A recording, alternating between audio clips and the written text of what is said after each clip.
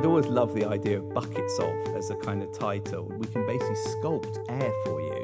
And we made an inflatable wall for their office for £40,000. The more you know, the less you'll do. And in this case, the less we knew, the more we were going to do. And this is where you really cross a line. What I loved is we knew fuck all.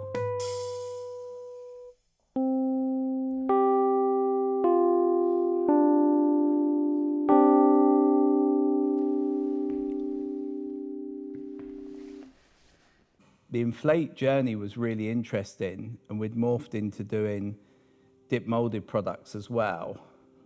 But I was unsure exactly where things were going to move from there. What we were finding as we were doing bigger items, it was very, very, very hard to make these airtight for what was needed and what we knew. Someone joined my studio in my workshop, and she was able to sew. And up until then, I'd never considered the idea of a sewn inflatable. Obviously, needles don't necessarily suggest inflatables. When we started to look at the idea of sewing stuff and putting fans in it, I could see all of a sudden this whole new world emerging. It wasn't restricting us, it was actually opening up a much bigger possibility for Inflate.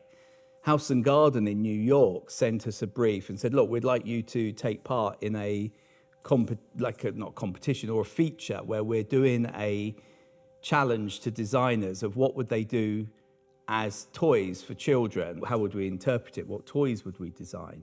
And I thought, well, this is an interesting opportunity to maybe do something with the cut and sew and with a fan. And a year or so earlier, I'd been at a trade show in London called 100% Design, and a designer called Michael Marriott had done a light product, which was basically a builder's bucket, a yellow builder's bucket. He turned it upside down, stuck a light in it, and he called it Buckets of Light. And I'd always loved the idea of buckets of as a kind of title. So we called it Buckets of Fun, and we designed 4 buckets. Well, we had 4 buckets, each with a fan in the bottom. So actually we bought laundry buckets from a company called Magis because they had vent holes in the bottom. We put the fans in the bottom, and we shaped 4 different kind of profile, 4 different sausages. And then they were like kind of, I suppose they were 5 to 6 meters long, but weird shapes, each one. And then the idea is that you turn the fans on and all these sausages came out and created this kind of landscape for children to play in. So it was a deconstructed, bouncy castle that we call Buckets of Fun. And then when you're finished, you put the thing back in the bucket, put the lid on and hang it on the wall, and that's it. And that was the start of our first product with a cut and sew. It was great, and I loved it. And I love the fact that there was no risk to it. You just turn the switch and it inflates, turn the switch off, pack it away, and it's done.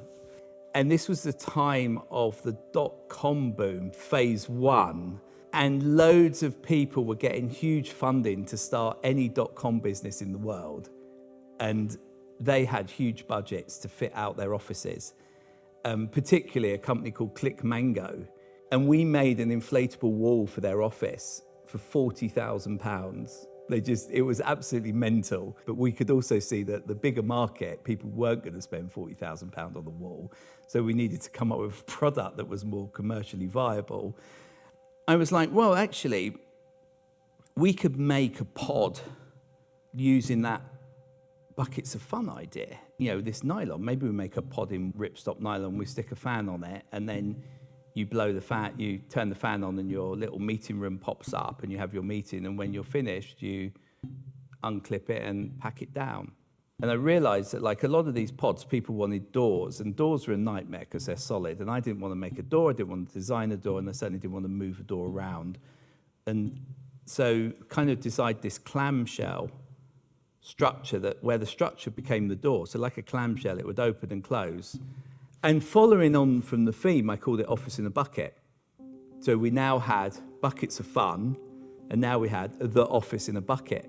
The knowledge we had for the smaller products did not naturally translate. So we had to design, all the patterning we designed in 3D on the computer, and then unwrap the patterns and worked out how to sew it and put it together.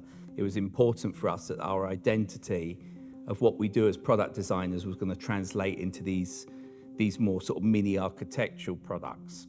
We started to design pop-up inflatable structures as the trade stands to promote our products. And the products actually started to become accessories to the selling of the trade stand under the guise that we're selling products, which led us kind of into an area which we're still heavily involved in, which became what we call now sort of event retail marketing. The product became part of an event, and the event created the stimulation that people were like, oh, I really like what you're doing. Oh, this is interesting.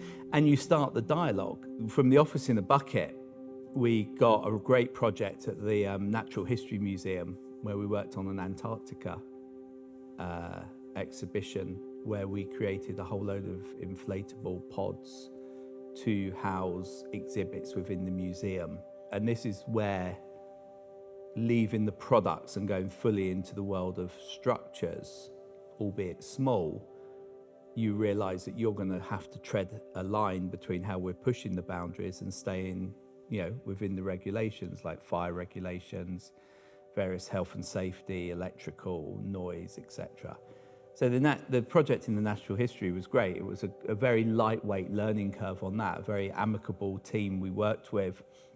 And that started to show where we could push the products, these actual products. So while we're creating a one-off event, we're pushing the products. So very quickly, as with the inflatable gift items, when we had made the leap into the world of going, wow, if we create inflatables as product, as gifts, you could design anything. When you come to the cut and sew, it's almost the same story again.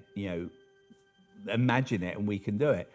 So the first range became a collection of misfits that worked together. We call it the light range, because they were obviously light, indoor, and very, very, with the airflow structures, people would often put lights in them to bring them to life, to make them purple or red, but the base was often white. So the first range, we had a Legs 11, which was a changing room, pop-up changing room, which was just a very small version of an office in a bucket. So we kept the same pattern and just made a smaller version of office in a bucket, so you open and go in the same way.